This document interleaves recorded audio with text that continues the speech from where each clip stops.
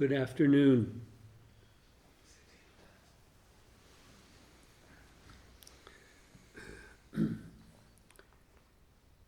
Yesterday I tried to make clear that these perhaps difficult sounding terms like the one great matter, in Hungarian you were saying the one great question, it could be rendered, matter maybe doesn't work right. It's a matter of life and death. We have a very simple English expression. That's a matter of life and death. So it works really well, but maybe not in Hungarian. So. Also terms like the great doubt. These can sound very difficult, distant, far away, exotic perhaps. But they're not, as I mentioned yesterday.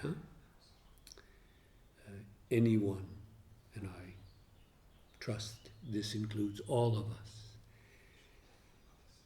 anyone who has lived truly, deeply, anyone who has really loved, anyone who has lost what is precious, you've touched it. And yet, touching it is not enough. The point of Buddhist practice, in a word, is not just to touch it, but to go all the way through it.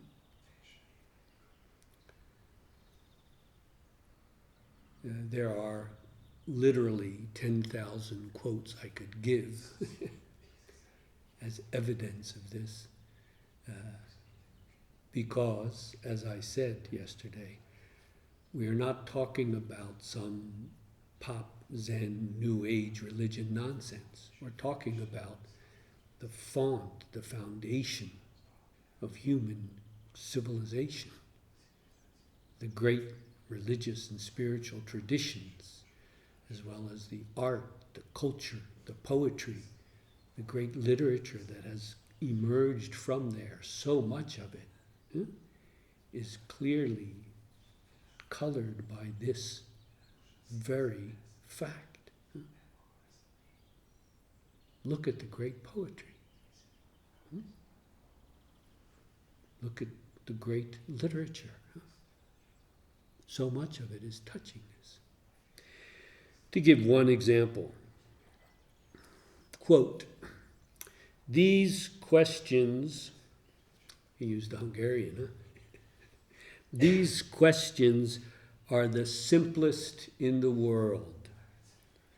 From the stupid child to the wisest old man, these questions are in the soul of everyone. Without an answer to these questions, it is impossible, as I experienced, for life to go on. End quote. Does anybody know who that was? Carl, you seem to, your eyes are glistening. You can relate to it anyway, huh? Is it clear, this quote? Clear enough? May you repeat it? Yes. These questions, he's talking about the kinds of questions I was just mentioning, ultimate questions about reality, about myself. These questions are the simplest in the world. From the stupid child to the wisest old man, these questions are in the soul of everyone. Without an answer to these questions, it is impossible, as I experienced, for life to go on. In other words, I cannot continue living without an answer. This is...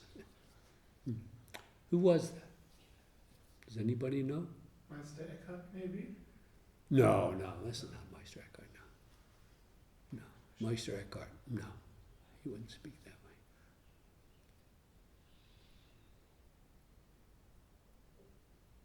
Somebody a little closer in time and A little closer to who? A little closer to you, I guess, geographically. Yeah, you're probably the closest, Romania, yeah. Some 19th century Russian? Yes. For example, Dostoevsky. almost even more famous. Tolstoy? Yes. This is from Tolstoy's Confessions, or translated, My Confessions. He said he had to hide the gun and the rope in his house because he thought on a moment he might kill himself. And after this experience, it was a kind of a spiritual experience, he eventually became a rather eccentric Christian in a way, but he found a very profound answer to these questions. At which point he said all of his previous work is meaningless, including little books like Anna Karenina and War and Peace. It's meaningless. Nothing. Is the quote clear, Mikhail? There's no profound philosophy here. He says that they're the simplest questions in the world. And everyone, they're in the soul. We don't have to put them in. You don't have to learn them. They're in the soul of everyone, from the stupid little child to the wisest person. And again, he got to the point. At this point, he was the greatest living author maybe in the world. It was meaningless. He didn't know how to live the next day. Anyway, if you're interested, he wrote a confession, or My Confessions, and this is from, I think it's section 5. So we're not part of some bizarre cult. We are a part of the deepest and greatest culture, civilization that humanity has known. And I don't mean just Buddhism either.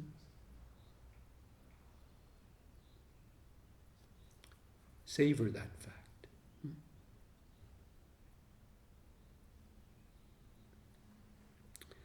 After a few days, I guess it's been about almost 2 days now, huh? Time flies when you're having fun, huh? That's what we say in English. But after a couple of days of retreat, often what Mark so clearly pointed out yesterday in his Dharma talk, the discursive thought, huh? The endless answers to questions that aren't really real either. The unreal questions and the unreal answers. Huh? Endlessly spewing out. Huh? After a few days, if you're practicing properly, almost everyone has the same experience. 2, at the most 3 days of a retreat, it starts to, if not dissolve, at least as Mark so clearly mentioned, it's there, it's in the background, but it doesn't disturb anymore. It doesn't disturb anymore. Well, you may also get to the point where they're not there anymore.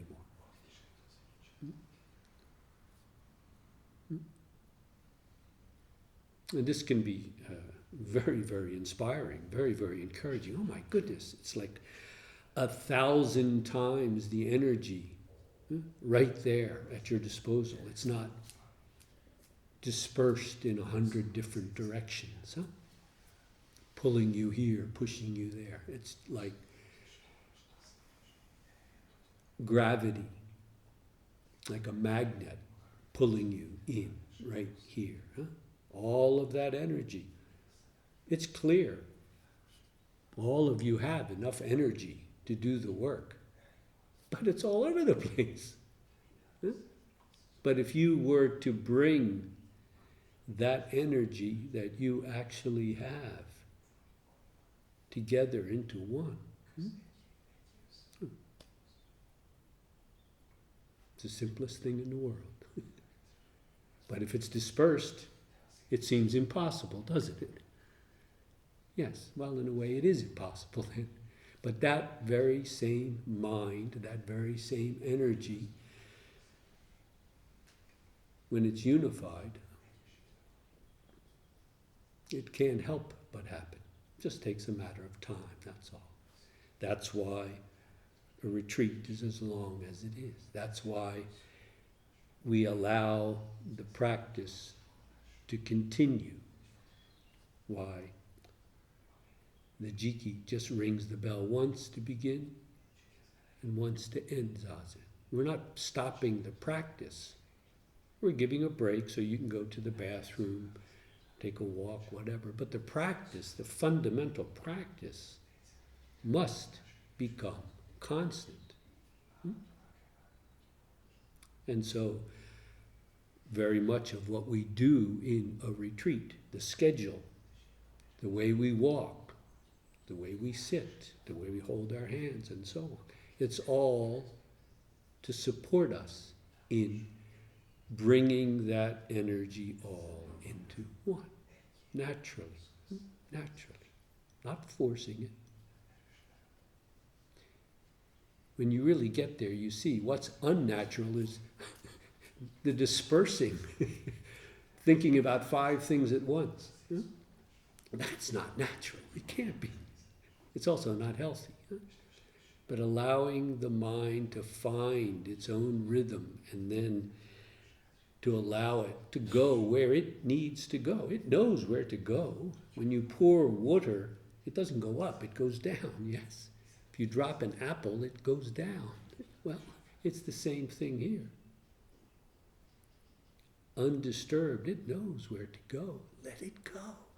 All the way. All the way.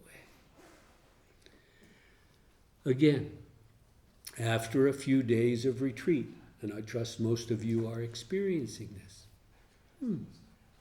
That discursive thought, the wandering mind, the little editor in the back always commenting, kind of loses his power. It's like his microphone got turned off or something. This is good. This is good. Confirm it. Feel it. Digest it. What remains? What remains? When all of that background hum just naturally dissolves, or at least there's a clarity that is not disturbed by the thought.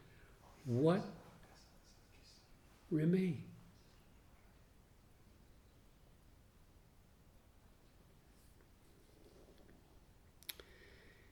If after a few days your mind is still just wandering, see what you're doing wrong and correct it. There are many people, not just me, many people here are quite experienced in getting settled in the zazen.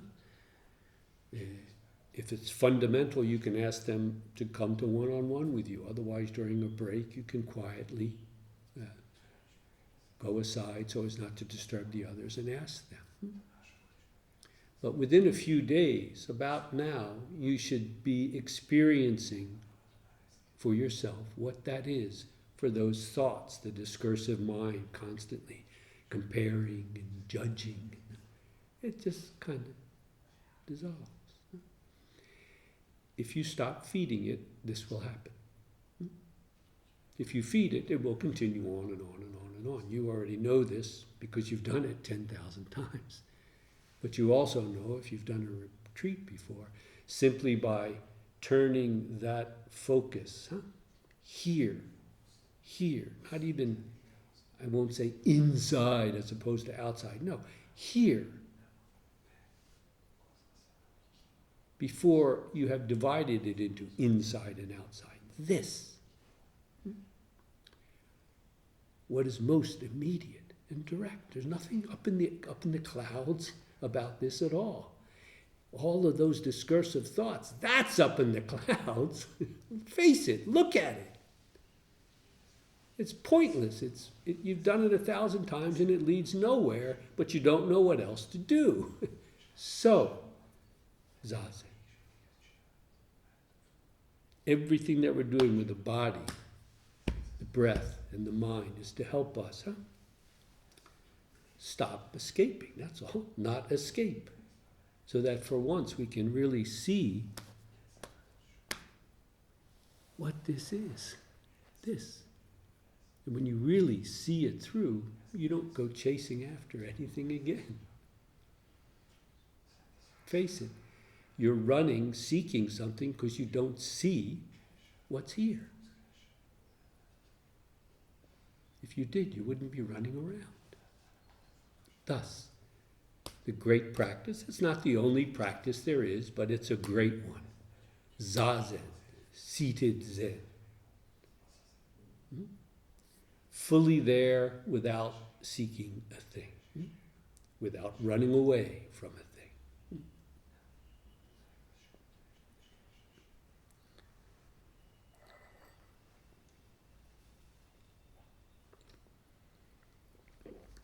As I said yesterday, you're constantly touching this one great matter, this great doubt. It's there. It's underfoot. But we run away from it. We run away from it. Touching it is not enough.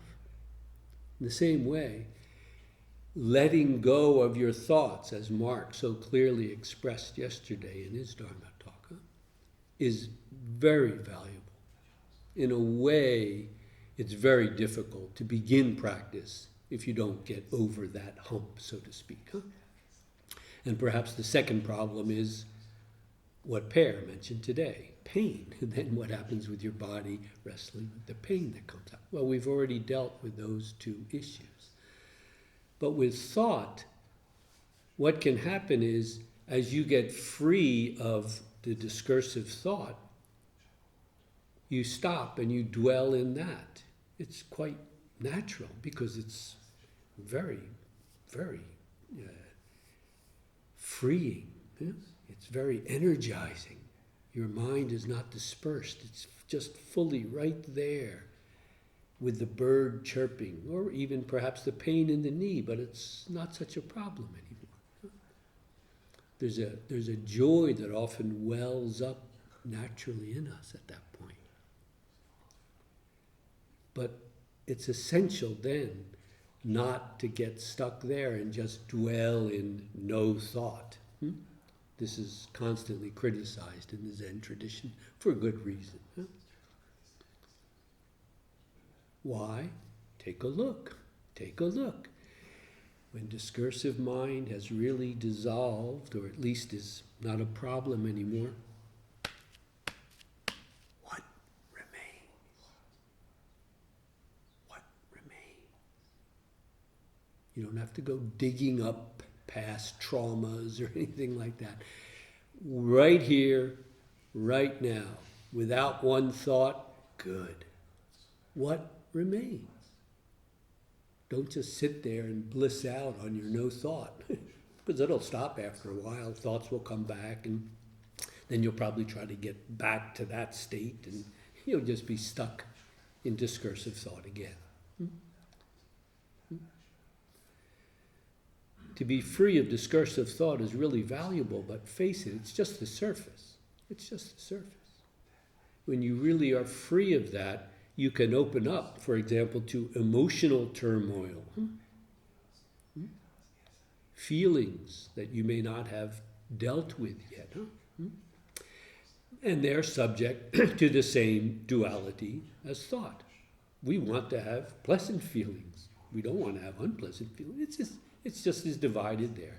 The self is just as split in the emotional world, although in a way we feel somehow our emotions are closer to the real me, right, than the conceptual thought. Well, yeah, relatively speaking, but still, the emotional self is just as split as the intellectual self.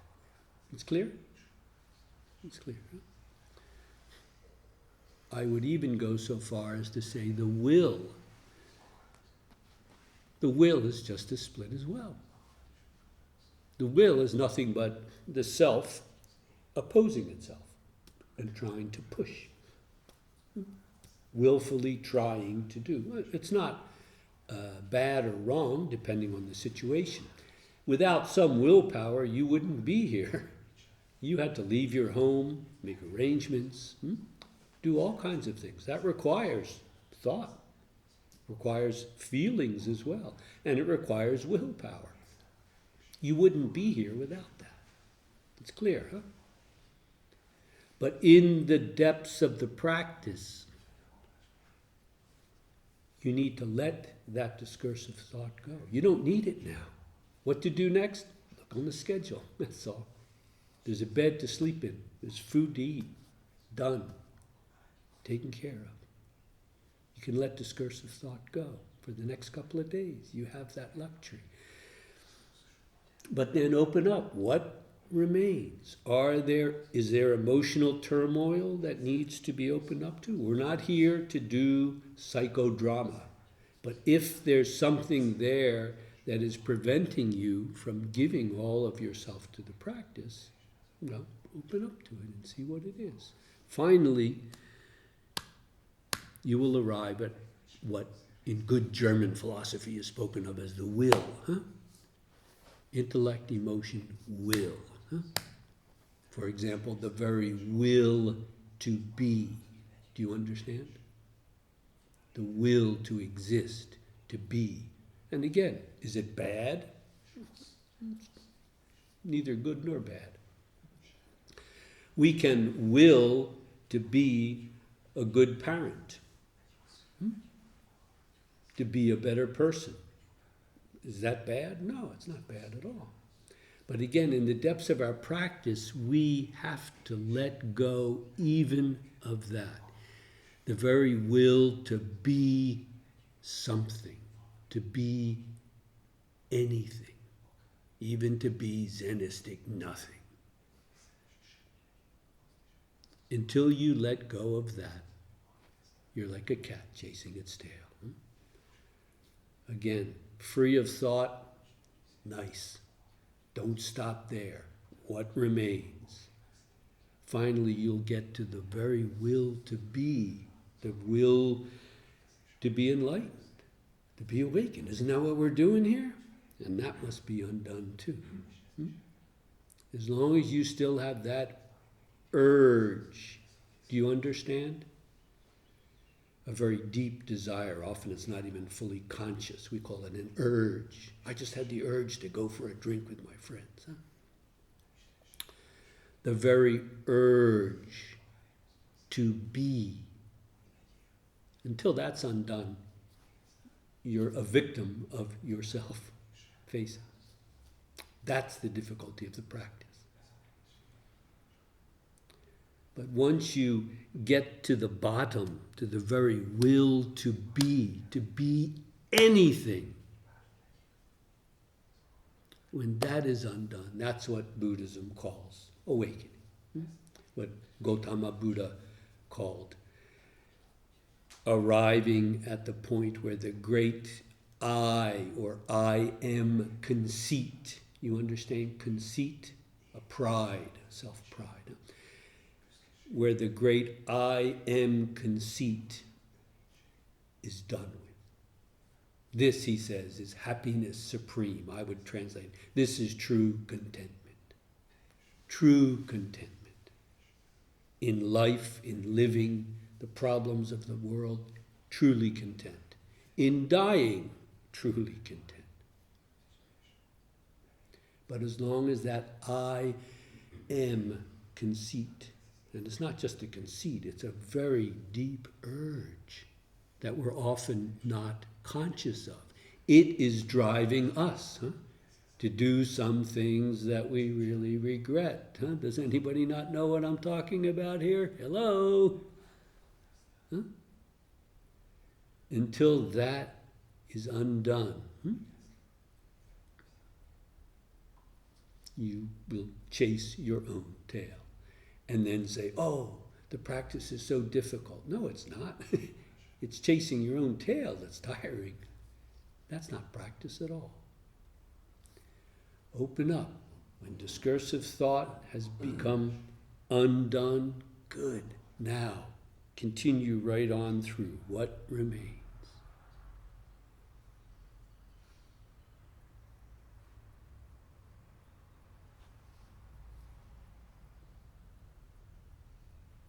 You see how a koan, or what's called the great doubt, is like an anchor for just that, you see? Not doubts about this and then that, and then, well, maybe I should go back to my Christianity, or maybe I should be an atheist, or maybe... but rather the great doubt. It's called great for very good reason. It brings everything to a halt in a very good way, so that you can then see that very will to be. When that's undone, then you know what love is.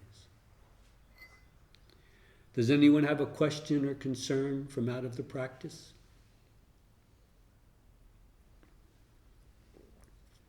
Yes. Piotr, yes. Yeah, this retreat maybe is first time I'm not having that much discursive thought, but Yeah. things come up which were there, like sticked on a pan and it's soaked in water and Yes. getting loose Mm-hmm. and it's coming up. But it's not feelings, but they are just thoughts about, Mm-hmm. but I'm not making Yes, yes, them, but they come up yes. about things I've forgotten like years Decades, ago. yeah. And I and they contribute to resentment about things, Oh, okay, anger, and yes. but it doesn't trigger feelings, but it's like dust, Mm-hmm. yeah, muddying the water. Yeah. Well, I would just let them come, okay? If you try to suppress them or pretend they're not there, this is obviously not the way. Mhm. We don't want to obsess about them either. I think Pear was talking about the dangers of obsessing about the pain. You don't need to obsess about it, but be open to it. And you might find you have something to learn. From my experience, opening up in Zazen and some childhood, for me, 50, 60 years ago I'm talking about, right? This memory all of a sudden becomes really, really clear, and I realize, I never forgave that person for that thing. 60 years ago, it wasn't even that big of a thing. But now you see, oh, I can let that go. I can let that go. But you can tell what we ate for dinner last night, how it compares to 2 nights ago. You can let that go. You don't have to analyze that, But other things that come up, you realize, wait a minute, maybe there's something I can learn here. Okay. See. Let it shoot right through you. Let it shoot right through you. Sometimes it can be very, very humbling. Bring tears, that's fine. It might also bring laughter. Can't tell what it will be. But we're not here to do that. But if it does come up, you can let it come in a way that it comes all the way. You're not holding back at all. You're letting it come all the way. And then you can let it go all the way. I would say, in my experience, maybe 90% of the stuff, that's enough. You let it come, you see it, maybe you realize, what a stupid thing to do, but I did it, it's done. Then it's gone. A few things, not so many, but a few things you may realize, oh, wait a minute. It's not enough just to let it come and let it go. Something needs to be done. You understand? Not now, but when the retreat's over, I realize I need to write a letter to that friend and apologize to him, or maybe finally accept an apology from him. Okay, but it becomes clear if you really open up to it. It becomes clear. So you have to be able to discern, clearly see, Piotr, what's coming up. Is it just the riffraff of your mind, like a dream? Let it go. But other times you can see, wait a minute, this is trying to tell me something. Maybe I should listen. And if you let it come all the way, most of the stuff you can let it go. Other stuff you see, wait a minute. Another example, I need to stop hanging out with that person. This becomes clear. I'm not going to associate with that person anymore. It's just not good. It's not good for me. That person is not good for me. after the retreat, you can make that clear, huh?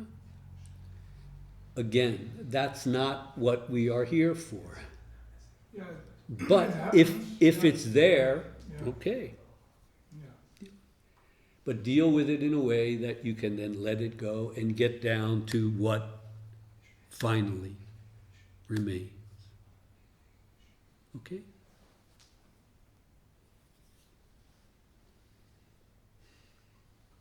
People tell me I should have been a psychologist, but I don't believe it. Thank you again for your questions, your comments, and for listening so intently. Let us continue on, not even halfway there, I guess, huh? Let us continue making best use of this precious time together. Thank you all.